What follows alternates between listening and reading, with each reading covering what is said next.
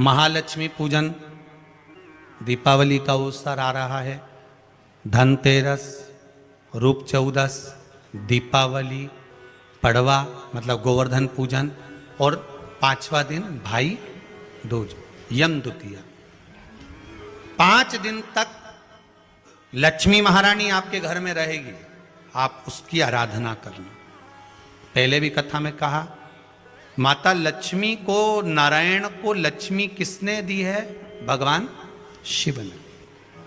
लक्ष्मी जी तो भगवान शंकर के पास आ रही थी क्योंकि माता ख्याति इनको दे रही थी, पर माता ख्याति से शंकर भगवान ने कहा कि भगवान विष्णु को लक्ष्मी जी दीजिए। जो लक्ष्मी भगवान विष्णु को प्राप्त हो सकती है, क्या लक्ष्मी हमारे घर में नहीं आ सकती? 5 दिवस तक आप माता लक्ष्मी की आराधना करिए, उसको अपने घर में बुलाने का प्रयास करो। श्री शिवाय नमस्तुभ्यम। 5 दिन तक आप भी शंकर का अनुमोदन करो, श्री शिवाय नमस्तुभ्यम बोलो, लक्ष्मी की आराधना करो, घर में काम करते रहो, पपड़िया बनाओ, गुजिया बनाओ, जो बनाना है बनाओ, पर उस शंकर का अनुमोदन कर कर बनाओ और लक्ष्मी जी का अनुमोदन करते रहो, स्मरण करते रहो, जिससे माँ हमारे घर में विराजमान हो। आप लोगों से निवेदन रहेगा, सब दीपावली का पर्व बड़े धूमधाम से मनाना। दीपावली के पूजन का ज़्यादा बड़ा रूप में तो हम विस्तार वर्णन नहीं करेंगे। कमाई में भगवान से प्रार्थना करना कि धन आए तो अभिमान मत आने देना, अहंकार ना आए, बस इतना ध्यान रखना।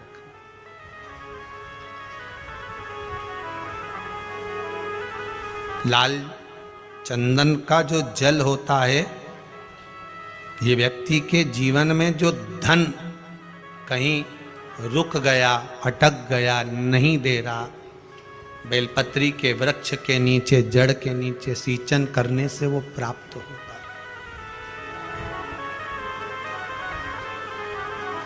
अथर्ववेद में छंदो ज्ञान उपनिषद में, दोनों में, अथर्ववेद में भी वर्णन है और महाराज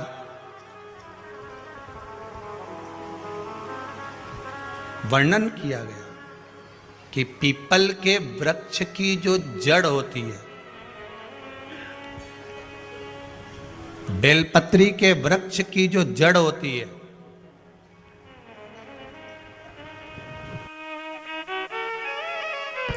और आंवले के वृक्ष की जो जड़ होती है, इसके नीचे स्वर्ग का निवास होता है। किसका निवास है?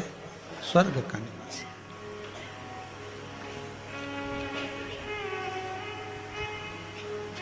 अथर्ववेद में भी कहा और छंदो उपनिषद में भी वर्णन करा।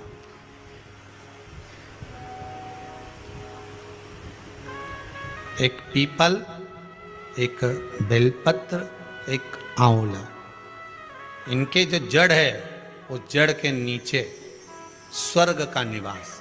ये जहां लगे,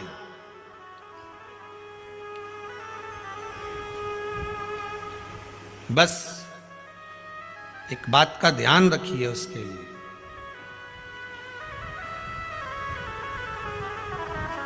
कि जहां पर ये वृक्ष होता है और उस वृक्ष के नीचे बैठकर हम जब किस जल का सींचन कर रहे हैं, जैसे अभी आपको कहा था कि जल में अगर लाल चंदन मिला हो और आप बेलपत्री के जड़ में सींचन कर रहे हैं तो लक्ष्मी की आवक बढ़ेगी।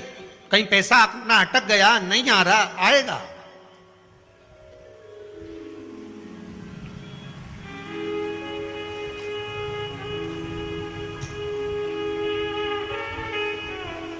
पीपल की जड़ में इत्र का जल, पीपल की जो जड़ होती है उसमें इत्र का पानी, थोड़ा सा जल, उसमें थोड़ा सा इत्र का भाग हो महाराज, और आप भगवान पीपल देव, पिपलेश्वर महादेव का स्मरण कर कर पीपल की जड़ में अगर जल चढ़ा रहे हैं, और मान लो शरीर में कोई कष्ट हो गया है, शरीर में कोई रोग हो गया है, कोई मालूम पड़े ये हाथ 4 दिन से दुख रहा है, या 4 दिन से ये नस दब गई है, या ये कमर दब रही है, तो आप 2-4 दिन कर देखो। कलश के अंदर जल, जल में इत्र का थोड़ा सा भाग, पीपल की जड़ के नीचे आप उसका सींचन करिए पिपलेश्वर महादेव के नाम से। उस जल को थोड़ा सा भाग लेकर आ जाओ उसी में से जो चढ़ाया है, और उस स्थान पर जहां कष्ट है उसको लगाना प्रारंभ करिए। 2 दिन 3 दिन कर देखो।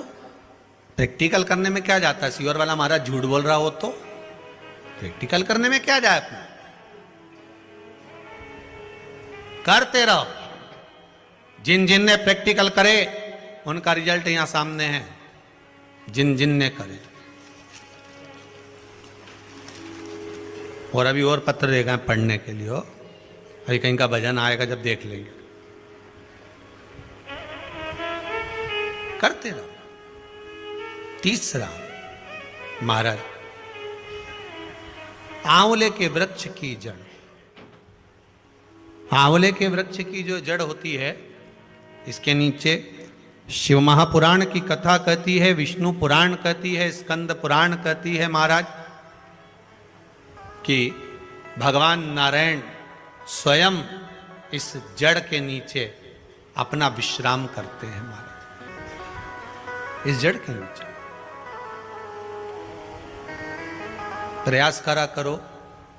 1 चुटकी हल्दी, कितनी? मात्र 1 चुटकी हल्दी। आंवले के वृक्ष के नीचे भगवान हरि हर महादेव, कौन से महादेव हैं? हरि हर महादेव के नाम से रखकर उस पर पूर्व मुख कर पूर्व की ओर मुख कर जल समर्पित करना प्रारंभ कर दीजिए। आप अगर प्रयास करेंगे शुक्रवार की शुक्रवार करें, या नवमी की नवमी करें, अष्टमी की अष्टमी करें, प्रदोष की प्रदोष कर लें, सोमवार की सोमवार कर लें, तो आंवले की जड़ के नीचे अगर हमने हल्दी रखकर जल का भाग समर्पित करा है पूर्वभिमुख होकर, तो अगर व्यापार नहीं चल रहा है, 1 हफ्ता हो गया बैठे हुए हो, कोई ग्राहकी नहीं है, तो 1 बार करो। दूसरी बार करने जाओगे तो आप अपने आप दौड़ कर जाओगे कि मेरा 1 हफ्ते से व्यापार अच्छा चल रहा है। आप दूसरी बार करोगे तो आपको ये ज्ञान उपदेश ये प्राप्त हो जाएगा, अपने आप रिजल्ट सामने आएगा कि हाँ, हमने आंवले के वृक्ष के नीचे हल्दी को समर्पित करा था, और उसको चढ़ाने के बाद हमने जो जल चढ़ाया है उसका फल हमको प्राप्त हुआ, उसका फल हमें मिला है। अगर कहीं अशांति का अनुभव होता है, मन को शांति नहीं रहती, बार बार ऐसा लगता है कि रोना आ रहा है, कुछ घर में अच्छा नहीं लग रहा, कहीं आंख फटक रही है, कहीं कोई पड़क रहा है, तो कभी ऐसा लगे, एक सफेद फूल पुष्प कुंदकेश्वर महादेव के नाम से अपने घर में से लेकर घुमाकर शिव जी को समर्पित कर आ जाओ। वापिस आओगे ना तो रुआसा सा मन होगा, ना मन में अशांति होगी। इतना पावर बाबा दे देंगे कुंदकेश्वर महादेव कि आपको खुद अनुभव हो जाएगा। केवल 1 पुष्प श्वेत कुंदकेश्वर महादेव। कुंदकेश्वर महादेव कोई साधारण नहीं है। जिस समय माता पार्वती ने विदल और उत्पल का संहार करा था, तो कुंदुक भगवान के चरणों में जाकर लगा। उस कुंदुक के लगने से भगवान शंकर का नाम कुंदकेश्वर हो गया। भगवान शिव ओघड़दानी, त्रिकालदर्शी, कैलाशी, अविनाशी भगवान शिव के अन्य अवतारों का वर्णन है। फिर आगे जो चरित्र कहा गया है, भगवान के 12 ज्योतिर्लिंग का स्मरण कराया गया। महाराज एक बात ध्यान रखिएगा, शिव महापुराण कार्तिक महत्तम कथा तो आज विराम हो जाएगी, पर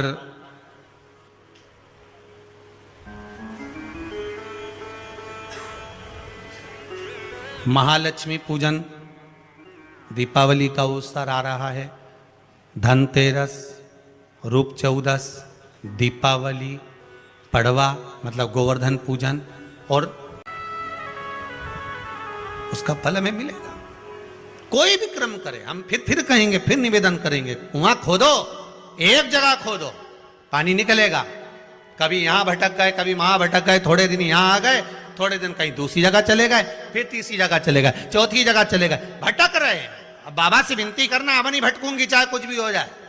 बहुत भटक ली, सारी दुनिया में जाकर घूमी आई, सबसे निवेदन कर कर आ गई, अब मेरे बस की नहीं बची, अब तो तेरा दरबार है और तेरा भजन है, इसके सिवाय कुछ नहीं करूं। श्री शिवाय नमस्तुभ्यं, श्री शिवाय नमस्तुभ्यं, श्री शिवाय नमस्तुभ्यं, श्री शिवाय नमस्तुभ्यं, इसके सिवाय कुछ नहीं करो।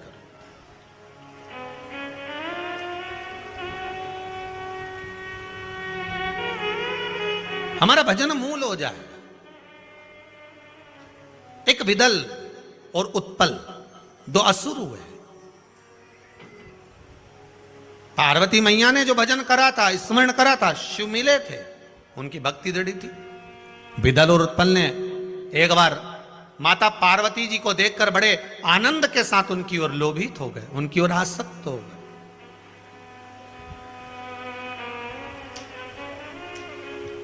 जो जो राक्षस, जो जो असुर भगवान की ओर लोभित हुआ, भगवान ने उसका कल्याण कर दिया।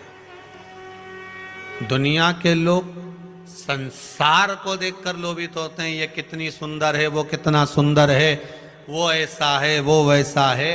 हम काया देख रहे हैं, केवल शरीर देखा।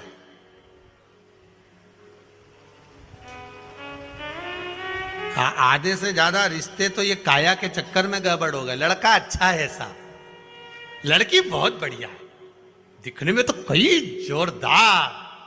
अब पहले का समय, आज का समय, पहले के जमाने में सूरत नहीं देखते थे, चरण देखते थे। आज के जमाने में चरण नहीं देखते, सूरत देखते। फिर वही वाली बात आ गई, किस कलर के कपड़े पहनूं कि भगवान मुझे मिल जाए। शिव महापुराण की कथा कहती है, कपड़ा बदलने से परमात्मा नहीं मिलता, कलेजा बदलने से भगवान तुम्हारे सामने आकर खड़ा हो जाता है। कलेजा बदलना, कपड़ा बदलते बदलते तो जिंदगी निकल जाएगी, भगवान नहीं मिलेगा। पूरी जिंदगी निकल गई। क्या हुआ कपड़ा बदलने से? वो रावण ने बदला था, क्या हुआ? कपड़ा बदलने से भगवान ने।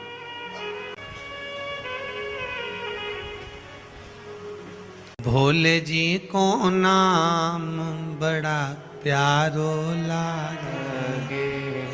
आप जिस स्थान पर, जिस जगह पर, जिस भूमि पर, जिस क्षेत्र में जहां निवास करो, भगवान की अविरल भक्ति में डूबे रहो। महाराज उन कथा कहते हैं और आप कथा कहते हो। कई महाराज कथा के और इतना आराम से ऐसा ऐसा बोले, उन्हें भगत लोग उनकी आंख में से आंसू झड़ता फिरे, सब रोए बेचारा उन बैठ बैठ के। और तुम्हारी कथा में बापड़ा एक नहीं रोए दिन भर, बट हे करे।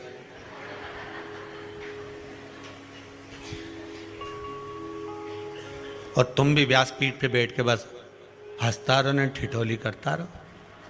है? तुम्हारी भी आंख मांख में आंसू नहीं आए, और बाकी का महाराजन तो कथा के नहीं बापड़ा सब झड़ता फिरे। 25 बार मुंडा साफ कर ले, 2-4 बार तो सपेट ले। अब तुम तो, तुम्हारी संपट नहीं पड़ेगी, तुम सब ठिठोली, सब हंसे और तुम भी हंसो। अरे भैया, पूरे ब्रज में घूम लेना, पूरे ब्रज में घूम लेना, और एक बार ब्रज में घूमने के बाद में नंदगांव जाना, गोकुल जाना। कौन कौन गया जरा हाथ उठाओ। जम के हंसो। अब उस समय पे तुम्हें हंसी आती है, पर नहीं, पर तुम्हें हंसना पड़ता।